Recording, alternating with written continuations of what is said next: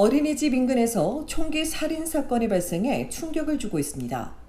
온타리오주 놀스옥의 한 빌딩 1층에서 남성 둘과 여성 한 명이 총상을 입고 숨졌습니다. 사건이 발생한 곳은 놀스옥 돈밀스와 용밀스 로드 남쪽 말라드 로드 25번지 빌딩입니다. 경찰에 따르면 사건 발생 당시 현장에 있던 4명 중 3명이 숨졌는데 한 명은 총을 쏜 남성이고 다른 2명은 직장 동료인 남성과 여성입니다. 경찰은 총격범이 범행 후 스스로 목숨을 끊었는지 아직 확실치 않다며 모든 가능성을 열어두고 수사할 것이라고 발표했지만 내부 소식통에 따르면 2명을 살해한 범인이 현장에서 극단적 선택을 한 것으로 예상됩니다. 경찰은 범행 현장이 금융과 관련이 있는 점으로 미뤄 이 사업이 범행 동기일 가능성이 크다고 전했습니다. 오늘 오전까지 사망자에 대한 경찰의 공식 발표는 없었지만 피해자 중 한 명이 모기지 브로커인 것으로 알려졌습니다. 당시 같은 건물에 있었던 한 작가는 처음 무언가 터지는 듯한 소리가 들렸고 이어 로비에서 시끄럽게 싸우는 소리가 들리더니 연이어 총소리가 났다고 전했습니다. 그제서야 끔찍한 일이 벌어졌다는 생각이 들었고 너무 무서워 현장이 아닌 뒷문으로 몰래 빠져나가 경찰에 신고했습니다. 작가는 경찰 도착 후에도 연속으로 4발에서 6발의 총성이 더 울렸다고 덧붙였습니다. 경찰은 세인조지 어린이집과 노스마운트 남자 사립초등학교를 전면 봉쇄했습니다. 어린이집 관계자는 총소리를 듣지 못했는데 동료의 말을 듣고 나가보니 경찰차와 소방대 등이 출동해 있어 원아들을 안전한 곳으로 이동시키는 동시에 부모들에게 자녀가 안전하다는 문자를 보냈다고 전했습니다. 그럼에도 부모들은 경찰에 노란 팁 밖에서 자녀가 무사히 나오기만을 초조하게 애태우며 1시간 넘게 기다려야 했고 0세에서 4세의 영유아 100여 명은 불 꺼진 공간에서 기다려야 했습니다. 다행히 원아들 모두 부모의 품으로 안전하게 돌아갔지만 악몽 같은 시간이었습니다. 노스마운트 사립학교 교장은 경찰이 도착해서야 총격 사건인 걸 알았다며 주간 캠프 참가자 몇 명만 있어서 다행이었다고 말했습니다. 경찰에 따르면 어제 오후 5시 15분쯤 주변 봉쇄는 해제됐고 오늘도 현장에선 조사가 진행 중입니다.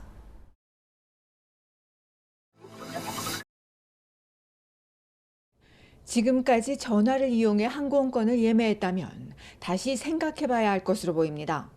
웨스트젯이 전화로 티켓을 예매하는 승객에게 추가로 $25를 부과하기로 했습니다.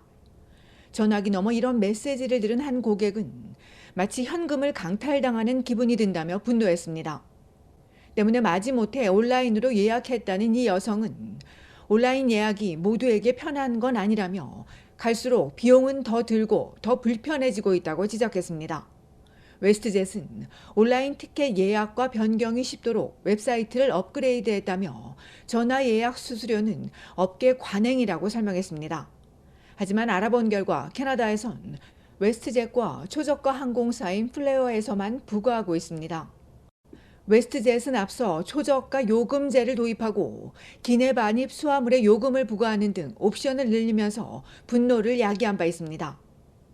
좌석 선택에 대한 유료화도 마찬가지입니다.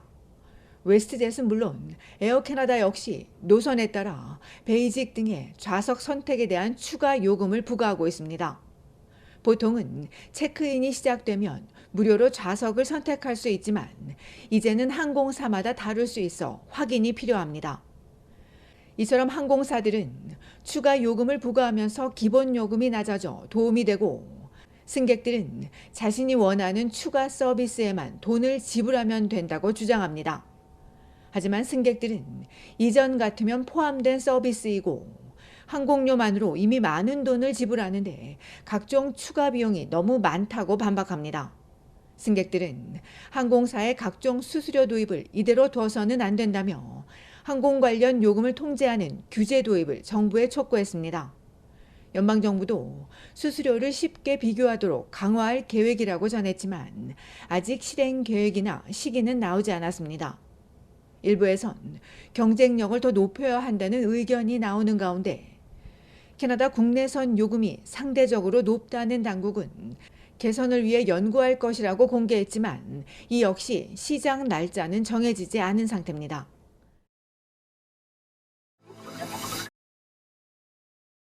지난달 캐나다 전국의 주택 시장은 거래는 줄고 신규 매물이 늘며 잠잠했습니다. 전국에서 나온 총 매물은 17만 5천여 채로 1년 전보다 28% 넘게 증가했습니다. 주택거래 평균 가격은 연간 마이너스 0.2%, 한 달 전에 비해서도 4% 낮은 수준입니다. 캐나다 주택협회는 연방중앙은행이 7월이나 가을쯤 금리를 더 내리면 올 하반기 주택시장에 다시 활기를 불어넣어 줄 것으로 예상했습니다. 로열 르페이지의 필 소퍼 CEO는 온타리오주 토론토의 경우 고금리와 가격이 구매를 제한하지만 이달 초 중은의 금리 인하 단행 이후 단독주택 거래가 완만하지만 다시 늘고 있다고 설명했습니다. 지금까지는 장기화된 고금리 탓에 이전에 볼 수 없었던 상황이었다며 앞으로 점진적으로 회복을 기대할 수 있다고 전망했습니다. 한편 신규 주택 착공은 지난달 증가했습니다. 캐나다 모기지 공사에 따르면 5월 전국의 주택 착공 건수는 26만 5천여 건으로 전달보다 10% 늘었습니다. 퀘벡주 몬트리올 주택 착공이 전년보다 104%, 토론토에서도 47% 증가한 덕분입니다. 특히 도시의 다세대 주택 착공 건수가 3,100여 채로 가장 많이 늘었고 단독주택이 뒤를 이었습니다. 반면 브리티시 컬럼비아주 밴쿠버는 전달보다 32% 줄었습니다.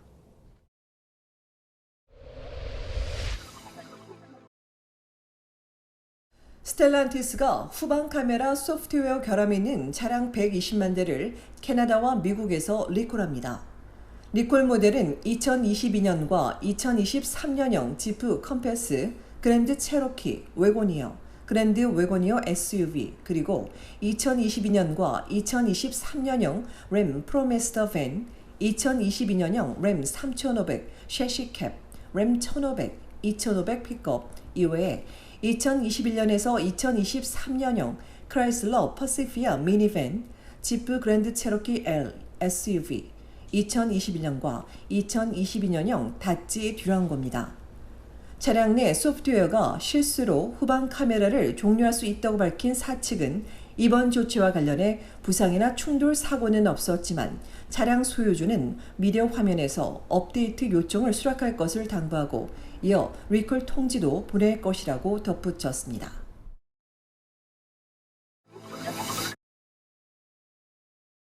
온타리오주 윗비에서 어린이 2명을 태운 음주운전자가 난폭 운전을 하다 사고를 낸 일이 뒤늦게 알려졌습니다.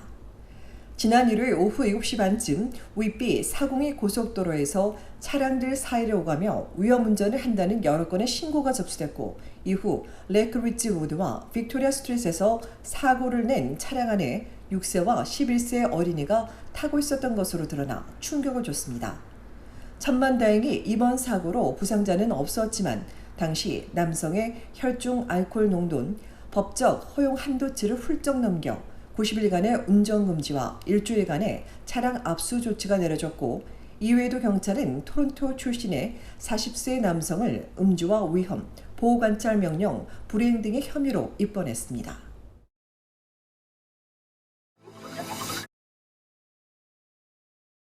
온타리오주 광역 토론토에서 사고가 이어지며 2명이 크게 다쳤습니다.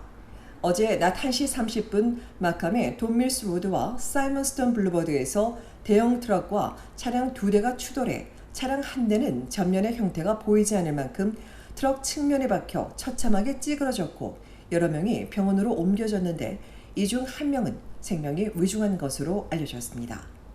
이어 오후 6시 50분엔 미시사가 리치웨이 드라이브와 버햄트롭 로드에서 다중 추돌 사고가 발생해 이 과정에서 전복된 차량에 타고 있던 여성 운전자는 위독한 상태이며 남성 운전자 1명이 병원으로 옮겨진 가운데 해당 지역 경찰이 자세한 사고 경위를 조사하고 있습니다.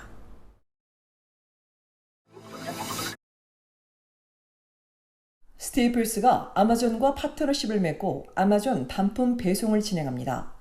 아마존은 전국 스테이플스 298개 매장에 반품 처리 장비를 구비했다며 이곳에 반품을 원하는 고객은 먼저 아마존 계정에서 반품 장소를 설정한 뒤 반품할 제품을 스테이플스로 가져가 포장한 뒤 판매자에게 다시 배송하면 된다고 설명했습니다. 아마존 구매품은 스테이플스 이외에 캐나다 포스트와 퓨럴레이터 등 4,000개가 넘는 곳에서 가능합니다. 한편 앞서 온주 정부는 스테이플스 일부 매장에 서비스 온타리오를 이전한다고 발표한 바 있습니다.